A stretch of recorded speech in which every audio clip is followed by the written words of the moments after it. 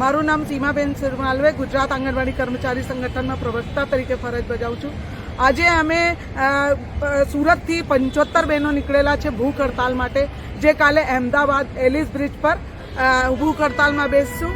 અને અમારું મેઇન મુદ્દા છે કે જે 4 લેબર કોડ તમે લગાવ્યું છે એ પાછા ખેંચો, પ્લસ અમારા જે પગાર વધારાના તમે જે રાજ્ય આપણા સરકાર અમને કીધું હતું ચુકાયદા, તે અમને 3જા 4થા કર્મચારીમાં લેવાની વાત કરી હતી. એના પછી 24,000 પગાર વર્કર બહેનોના અને હેલ્પર બહેનોના જે પગારની વાત કરી હતી 20,300, તે હજુ સુધી અમલીકરણમાં નહીં આવ્યો હતો. અને અમારી આશા બહેનો છે, આશા બહેનોના બી એટલા પ્રશ્ન છે. આજે એટલા નાના પગાર ઇન્સેન્ટિવ બેઝ પર એ લોકોને પૂર્ણતઃ શોષણ કરવામાં આવે છે.